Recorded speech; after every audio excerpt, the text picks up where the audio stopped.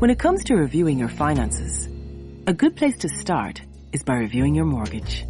It's something few people ever do, but if you never review your mortgage, you'll never know if there might be a better option. That's where the Ulster Bank mortgage team could help. Wherever you bank, be sure to talk to us and see if switching could make a difference. Just search Ulster Bank Switch. Ulster Bank. Help for what matters. Over 18s only. Ulster Bank Ireland DAC is regulated by the Central Bank of Ireland.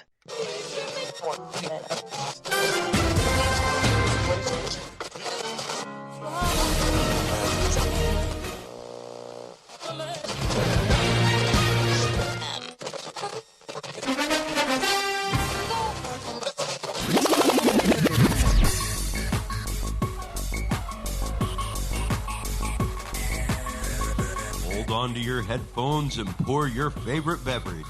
It's time for the Kickin' or Stickin' Fantasy Football Podcast.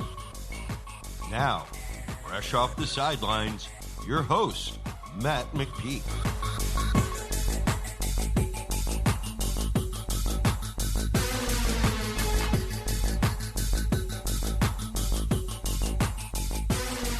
Fantasy freaks and geeks, what is up?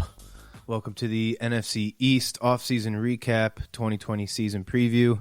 I'm Matt McPeak. Thank you for joining the Kickin' or Stickin' Fantasy Football Podcast.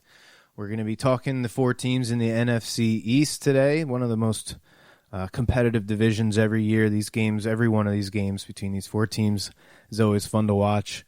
It's like them in the NFC North, always great games.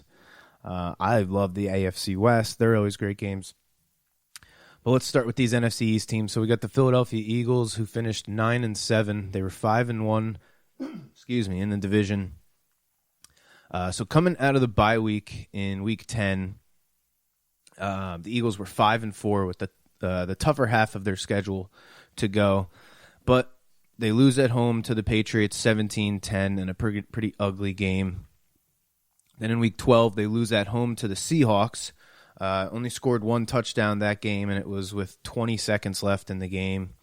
Then the Eagles' worst loss of the season, maybe the worst loss by any team all year. They gave up 37 points to the Miami Dolphins, and they lost that game. So they were left sitting at 5-7 with 4 games left, all in the division. So they still had a shot. They go on a 4-game winning streak and take the division. They hosted a wild card game in Philadelphia, despite having 3 fewer wins than the visiting Seahawk team. Carson Wentz was knocked out of that game by Jadeveon Clowney at the end of the first quarter. The Eagles failed to score a touchdown, and the game finished with the same score as their Week 12 matchup, 9-7. Dallas Goedert led the team in targets, catches, and receiving yards in that game, but they just couldn't do much at all on offense.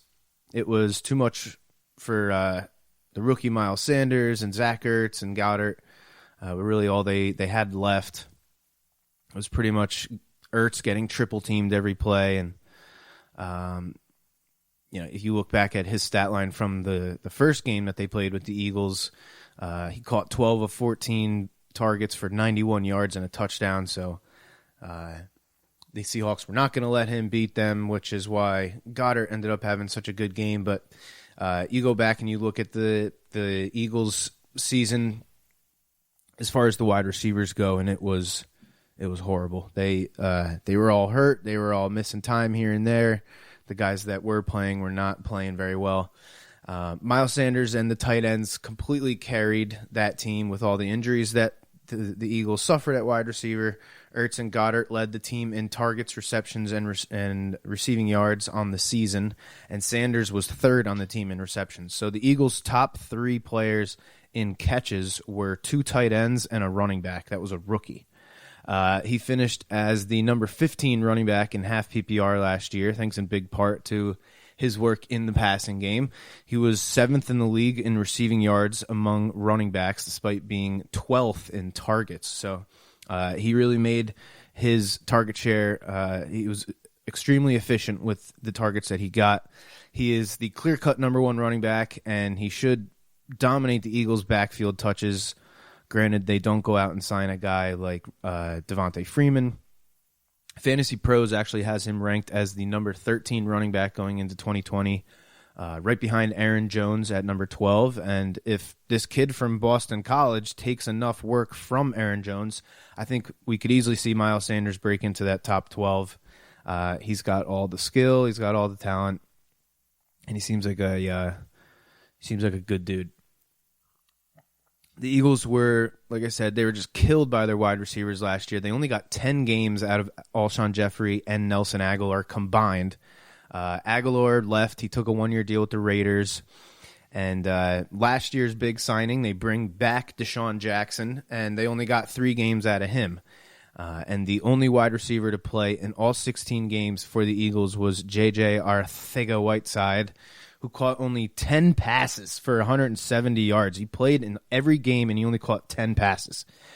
So the wide receiver position was definitely the biggest need for the Eagles going into the offseason, especially with the team, the way that they're built right now. You got Carson Wentz on this big contract. You got to get him young players around him, or else they're going to have no shot. So the Eagles secondary had a lot of issues last year as well. So they had 9 different cornerbacks and 5 different safeties suit up on defense for them last year. So a total of 14 different defensive backs played for the Philadelphia Eagles last year. That's way too many. You need that position to have some cohesion, some communication between every guy back there. And when you have 14 of them going in and out each week, it's impossible. So their 2 best defensive backs both left in free agency. Malcolm Jenkins went back to New Orleans, and Ronald Darby left to go to the division rival Washington Redskins. Because of that, they signed 4 new defensive backs. So Rodney McLeod, Jalen Mills, 2 guys that they re-signed, but then Will Parker and Nikhil Roby-Coleman both signed this year. They traded a 3rd and a 5th round picks to Detroit for Darius Slay, so they got their big shutdown corner. They also lost defensive tackle Timmy Jernigan to Houston, so they signed Javon Hargrave from Pittsburgh. I was surprised they didn't address the wide receiver position at all in free agency. I figured they would maybe at least go after somebody, especially after they let Nelson Aguilar leave for the Raiders. But they ended up they let Jordan Howard go to go to Miami, setting up Miles Sanders to have this big lead role this year. And the Eagles were locked and loaded with 8 picks in the draft. And plus, they were the only team in the AFC East that has their head coach returning from last year, which this year could be a big deal. So with the first pick in the draft, the Eagles took Jalen Reagor at 21st overall. There was a lot of speculation that the Eagles would try and trade up in the draft and try and get one of those top 3 wide receivers. But they sat back at 21 knowing probably, hey, this draft is super deep at wide receiver, and hell, maybe Reagor was the guy that they wanted all along because he is kind of a perfect fit for Philly and for Carson Wentz. When Wentz had his best year, the Eagles were making plays deep down the field off of Carson Wentz scrambling around and extending plays. Reagor will hopefully bring that element of the offense back, something that they had for a couple games with Deshaun Jackson. But Jackson was supposed to be that guy last year, but again, he only played 3 games. Reagor can run every route. He's got legit speed and acceleration. He was one of the fastest guys in the draft. He's a big rack threat, so I think they will get him involved in the screen game and probably on jet sweeps. And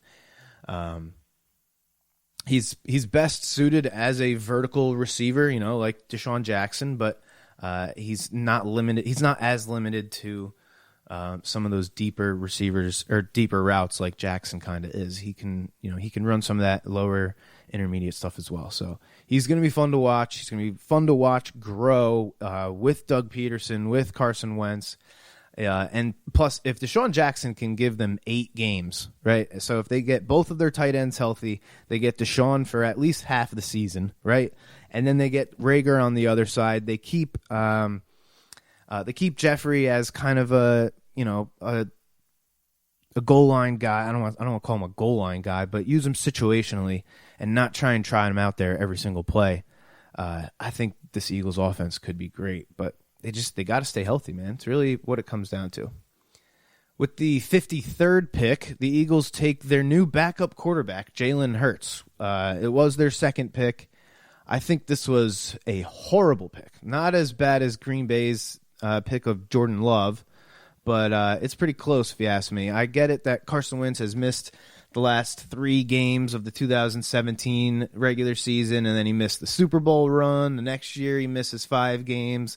Then this past season, he leaves in the first quarter of the playoff game. So I get it. You know, he's got these injury concerns. He plays like a linebacker, but there's talks of Hurts taking on a role similar to what Taysom Hill did last year with the Saints, which I don't see that either. Taysom Hill is an absolute freak of an athlete. They're both 6'2", 220, but Hill ran more than a tenth of a second faster in the 40-yard dash, which may not sound like a lot, but in scouting, it is. So I don't see Hurts blocking kicks or playing gunner on special teams.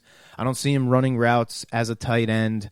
I just don't see it. So I don't understand the value of taking a guy that is going to most likely be just a backup quarterback for you in the second round, unless you have a guy like, Brett Favre as your starting quarterback. I don't see why you would use a second-round pick on a quarterback. But hey, I'm not a NFL GM, so what the hell do I know? Let's see here. In the third round, the Eagles took Davion Taylor, outside linebacker from Colorado. Linebacker was probably one of their biggest needs after wide receiver, so this was a good pick based off of need, but a lot of what I've read seems like he's going to be quite a project. He's played very little football for a third-round pick. He's a former basketball player and track runner, so he's definitely got the athleticism to play, but his vision and awareness and his football IQ are going to need some improvement, obviously, with a guy that has not really played all that much football. I don't think he's going to be an every down starter, at least not for a couple years maybe. So he was used primarily to cover tight ends in college. So I'm guessing that will kind of be his role to start off with. I know Malcolm Jenkins had that role for the Eagles last year. So with him gone, maybe they felt like they needed to get somebody to fill that need. So the key schedule run for the Eagles is pretty rough, man. Week 4, they're at the 49ers. Then they're at the Steelers in Week 5. 3 home games versus the Ravens, Giants, and Cowboys. Then the bye in Week 9, right smack in the middle of the season. So right before their bye, they got a pretty tough 5-run game or 5-run stretch. Then in Week 12, they get the Seahawks in Philly on Monday night. After, they get Week 13 at the Packers, and then they're home versus the Saints. So another pretty rough run there. I don't think it's going to come down to the last game of the year like it did last season for the Eagles. I think we'll know by the end of Week 14 if they're going to be in the playoffs. So that's the Philadelphia Eagles. It's like half the episode right there. Jeez. All right, let's start with the Cowboys. The Cowboys had a big year as far as their offensive output, but the team as a whole was pretty mediocre. Jerry Jones finally decided it was Jason Garrett's time to go. They hired Mike McCarthy to get them to the playoffs and win in the playoffs, something Garrett could not do. He did have 1 year when they got robbed in Green Bay with that no-catch call on Dez Bryant, but besides that, it's been a pretty mediocre run for Jason Garrett with the Cowboys. They were first in yards per game and yards per play last year. They were 6th in points scored per game. Dak Prescott was 2nd in passing yards and 4th in TD passes on the season. But they had way too many horrible losses. Usually if you go 5-1 in your division, you have a pretty damn good shot of making the playoffs, but they only won 3 other games versus the Rams, Dolphins, and Lions, who combined finished 17-30 last year. So besides their 5 division wins, their 3 other wins were really not all that impressive. Their first loss was a 2-point loss to the Saints that Teddy Bridgewater started, in which they kept the Saints out of the end zone, which is no small feat, no matter who's starting at quarterback. The following game, they gave up 4 rushing touchdowns to Aaron Jones, and they lost to the Packers. Then they lose to the Jets and hand them their first win of the season. They bookended the bye week with division wins versus Philadelphia and at the Giants, but then they lost a home game against the Vikings after giving up 2 one-yard touchdown catches and a 2-yard 2-point conversion to Kyle Rudolph. They beat the Lions, but they gave up 2 touchdown passes and a rushing touchdown to friggin' Jeff Driscoll. They were 6-6 heading into the last quarter of the season with 2 winnable games at the Bears and home against the Rams, and then 2 division games to finish out the season. And they gave up 3 passing touchdowns and a rushing touchdown to Mitchell Trubisky and lost that game. Then in Week 16, they still had a chance at the division playing at the Eagles, but they lost that game too. So the Cowboys did not deserve to be in the playoffs, mainly because of how bad the defense was, in my opinion. As far as the season off-season moves go, probably the biggest move came as no surprise. The Cowboys franchise tagged Dak Prescott. He'll make $31.4 million in 2020. Dak Prescott will make $31.5 million. So some may argue that on paper he deserves this big contract, but I would agree with the naysayers that say he still has a hell of a lot to prove before he deserves one of those contracts. But hell, so did Kirk Cousins, and he got that big deal. So I guess it's all the same. But we'll see how that goes. I do not see Dak Prescott as a $28+ million quarterback, but the market says what the market says, and if he's going to get that much somewhere else, then I guess the Cowboys are going to have to give it to him. In free agency, defense was hit pretty hard. Byron Jones, Robert Quinn, Jeff Heath, Malik Collins all left, but they did sign replacements at all of those spots with HaHa Clinton-Dix, Gerald McCoy, and Aldon Smith. That's right. Aldon Smith, who hasn't played in the NFL since Week 10 of the 2015 season. He signed a 1-year, $2 million per year deal. This puts DeMarcus Lawrence under a lot of pressure to be the steady pass rush presence. Last year was not Lawrence's year. Of his 3 seasons with either 15 or 16 games started, 2019 was his lowest in sacks, tackles for loss, quarterback hits, and total tackles. He's been going down in pretty much every category every year. You also have Randy Gregory, who didn't play last year, has only started in 1 game in his 3-year career. He has played in 28 games, 7 career sacks, but he's another dude who's had some issues staying on the field. Besides DeMarcus Lawrence, Aldon Smith, and Randy Gregory, the other 8 defensive ends or outside linebackers on the Cowboys have combined for 3 sacks. So you're taking shots here with Aldon Smith and Randy Gregory and DeMarcus Lawrence, who looks like he's kind of fallen off a little bit. So, plus they waited until the 5th round to draft a pass rusher. So the Cowboys are really gambling in the pass rush department in 2020. That's usually not a very good recipe for success. The Cowboys were at 17 in the draft, and when CeeDee Lamb, who many draft experts had as the number 1 wide receiver in the draft, was available, they just could not resist.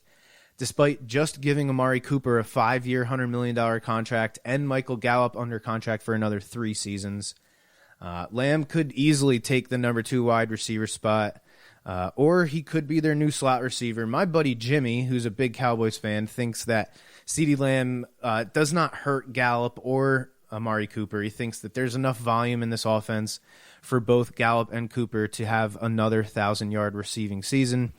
I'm not sure I completely agree with him there, but we will have to wait and see how the Cowboys structure this offense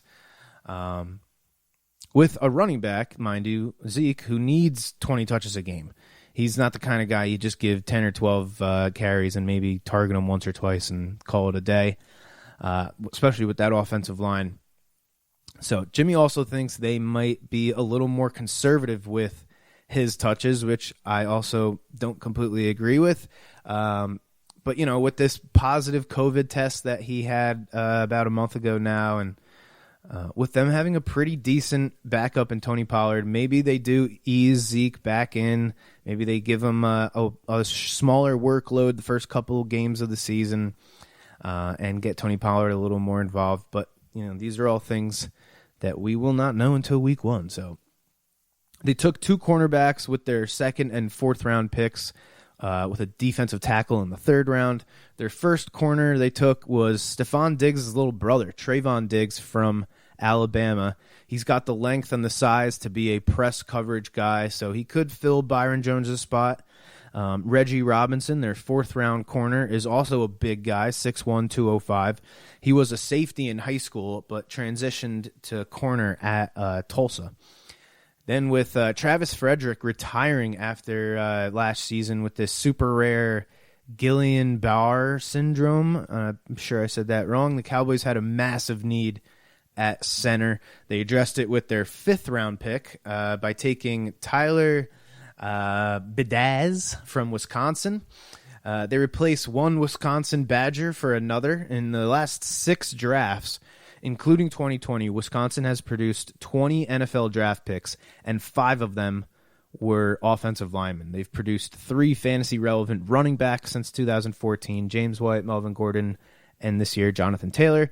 So Wisconsin knows how to pump out productive and proven offensive linemen, so I think he's going to step right in there, and he's going to fit great with the rest of those awesome offensive linemen that the Cowboys have. Their key schedule run Week 7 at the Redskins, then at the Eagles, 2 division games on the road. Then they're at home against the Steelers. They get the bye in Week 10, which is nice. Then they're at the Vikings, home against the Redskins, and at the Ravens in Week 13. So right in the middle of their season, they have probably the hardest stretch for them.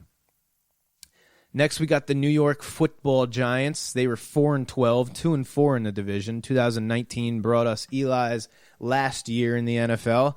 Unless a team offers him some crazy amount of money, we won't be seeing him until summer of 2025 when he gets into the Hall of Fame.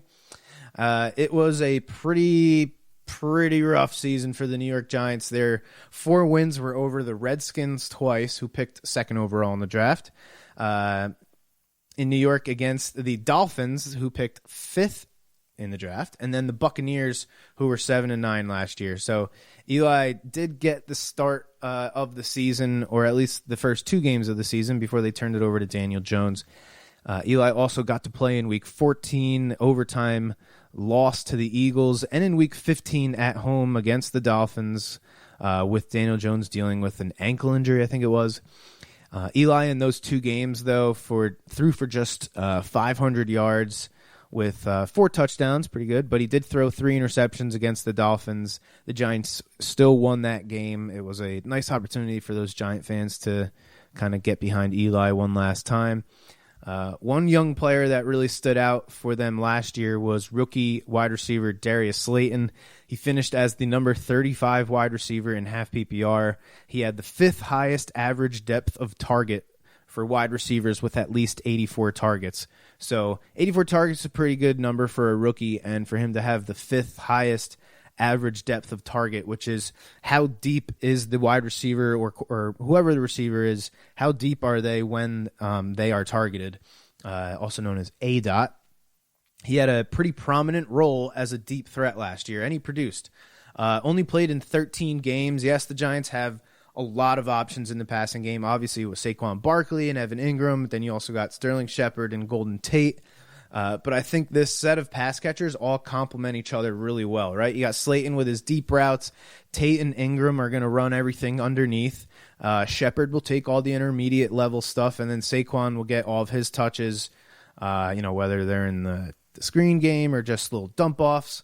I think they will distribute the targets well enough that Slayton will still be a fantasy viable player even when everyone is healthy. Daniel Jones was super impressive in his first start last year at Tampa Bay in Week 3. He had 336 passing yards and only 23 completions.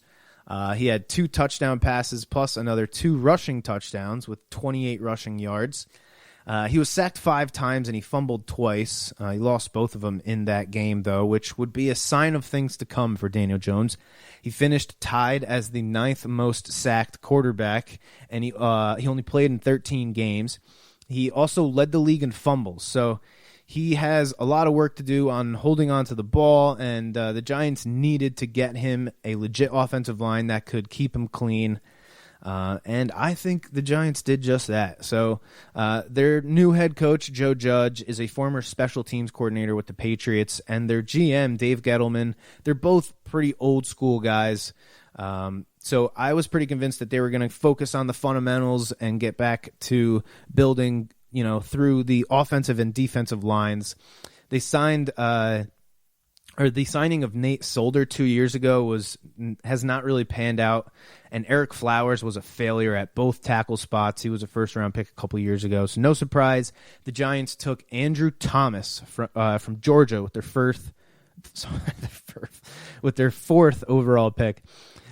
In the second round, they got the safety from Alabama that had a first-round grade by a lot of scouts, Xavier McKinney.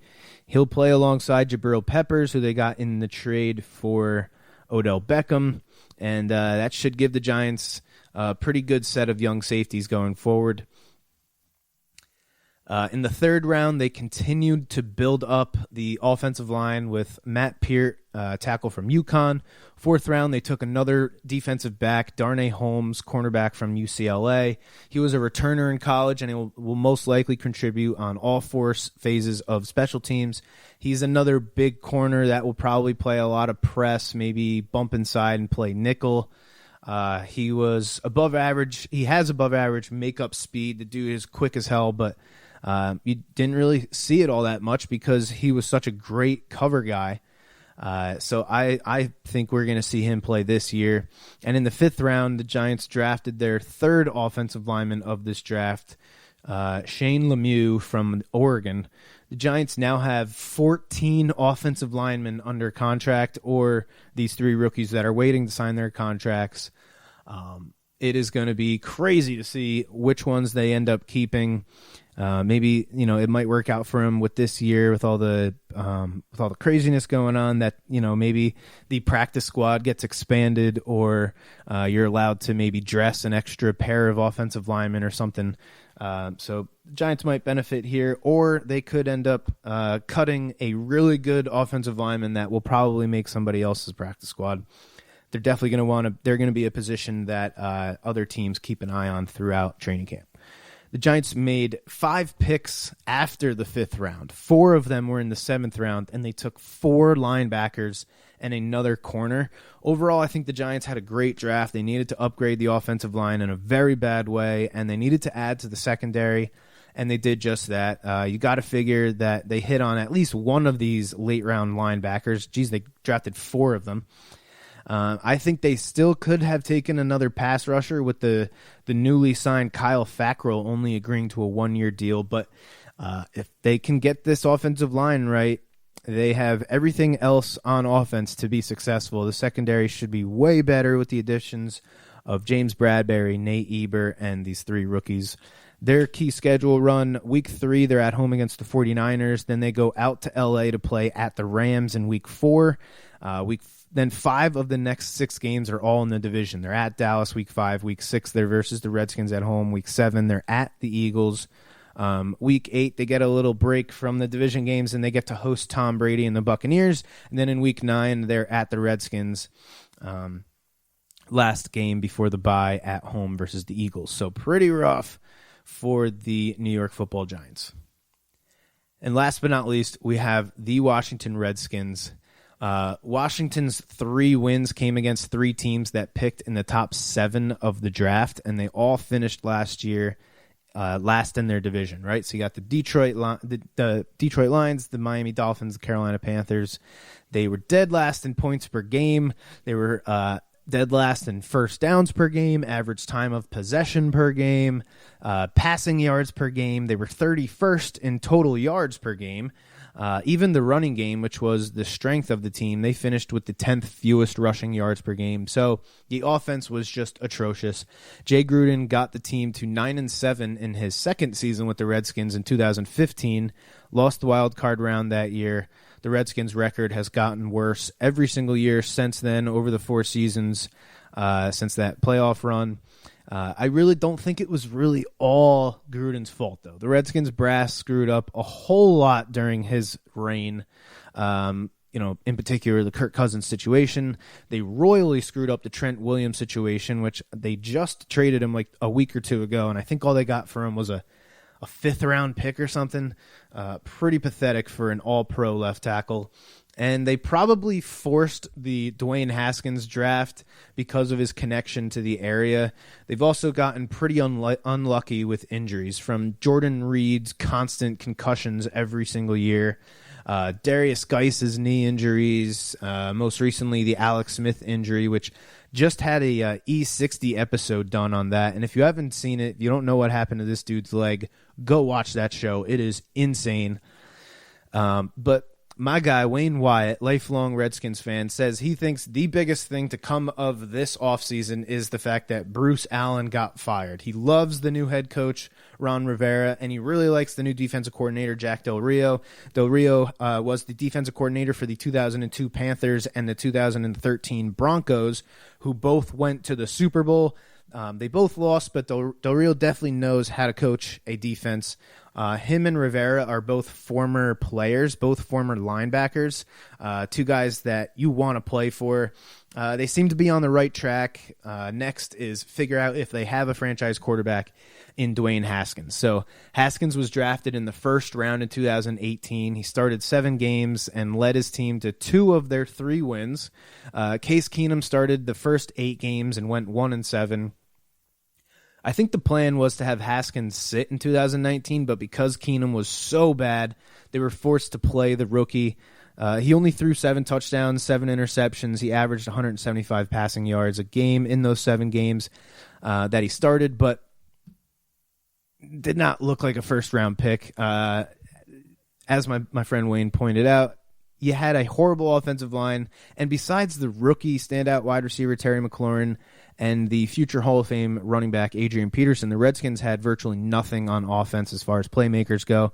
So you give a rookie, a fellow rookie and a really old running back, and that's it, plus a really bad offensive line. You can't really expect too much from them, especially their defense was horrible too. So they allowed the third most fantasy points to tight ends, the 4th most fantasy points to running backs, and the 10th most fantasy points to quarterbacks and wide receivers. So the Washington Redskins were a great matchup for every single player in fantasy football last year. Ron Rivera, whoever's in charge of personnel there in Washington, they got a pretty uphill battle with this team. They started off by franchising Brandon Sheriff. They signed 15 new players, re-signed 3 of them. They got rid of both quarterbacks, and they traded a 5th-round pick for Kyle Allen. So Ron Rivera has at least one of the quarterbacks that he had with him from Carolina. They made a whole lot of moves at running back. Chris Thompson and Wendell Smallwood are both gone, but they bring in Peyton Barber and J.D. McKissick to join Darius Geis, Adrian Peterson, and Bryce Love, who is still rehabbing from his knee injury. At tight end, Jordan Reed and Vernon Davis are let go, and they bring in Richard Rodgers and Logan Thomas. Very busy free agency for the Redskins. On defense, the Redskins allowed 6 defensive backs to walk away, including Josh Norman. They signed 3 veteran defensive backs, Kendall Fuller, Ronald Darby, Sean Davis, who will play with Landon Collins and kind of give that secondary some stability as they build the rest of this defense around this awesome defensive line that they have. The Redskins have been quietly building one hell of a defensive line. The only issue is that Rivera and Del Rio will bring with them a base 4-3 defensive alignment, whereas the Redskins have played a 3-4 for the past 10 years or so. But all these guys have the talent to be able to make that transition easily, I think. So their first-round pick in 2017, Jonathan Allen, will likely kick in from defensive end to defensive tackle. Their first-round pick from 2018, Deron Payne, will be their anchor at nose tackle. First-round pick from 2019, Montez Sweat will play on one end, and first-round pick from 2020, Chase Young will play on the other end. So 4 first-round picks on the defensive line. They have the line to be a dominating defense if they can all play around that defensive line. It's going to be fun to watch for sure. So after the Chase Young pick in the first round, the Redskins had to wait until the third round to get their next pick, which was pretty puzzling to me. They take a hybrid running back wide receiver from Memphis, Antonio Gibson. Out of his 78 career offensive touches in college, 44 were receptions. So I guess you can say he's kind of more of a receiver than a runner. But either way, the Redskins already had 6 running backs on the roster. But they must have saw something in him that they really liked. They had 2 fourth-round picks. And with the first one, they took an offensive lineman from LSU.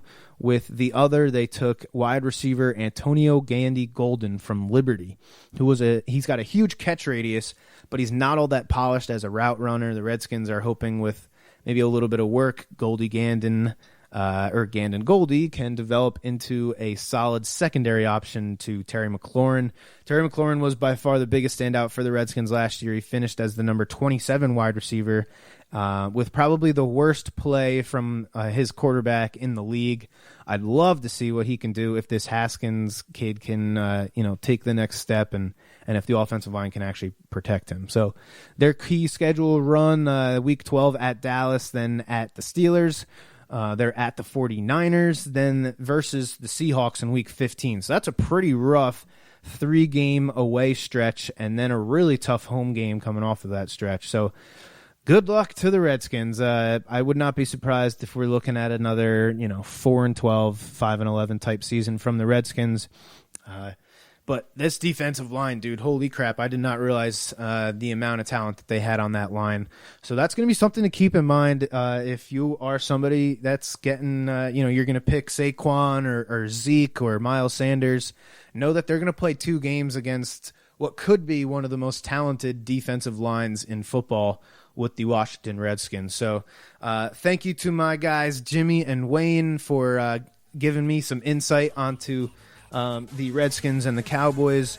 Thank you guys for tuning into the episode. Next week, we're going to run through the NFC North. So make sure you tune in for that. And as always, may the fantasy gods be cruel to your opponents.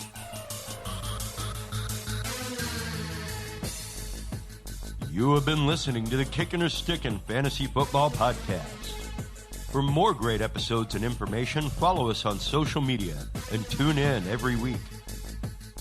Kickin' or Stickin' is available on Google Podcasts, iTunes, iHeartRadio, Spotify, Alexa, Reach.tv, or your favorite podcast service. Kickin' or Stickin' is a proud member of the HC Universal Network family of podcasts. To find out more about this and other great shows on our network, visit us online at hcuniversalnetwork.com today. Fantasy football is fun, but gambling addiction destroys lives. If you or someone you love suffers from gambling addiction, please do not be afraid to seek help. The National Council on Problem Gambling operates the National Problem Gambling Helpline Network. Contact them today at 1-800-522-4700. Thank you for tuning in to the Kickin' or Stickin' Fantasy Football Podcast. Please remember to play responsibly and always look for your man downfield.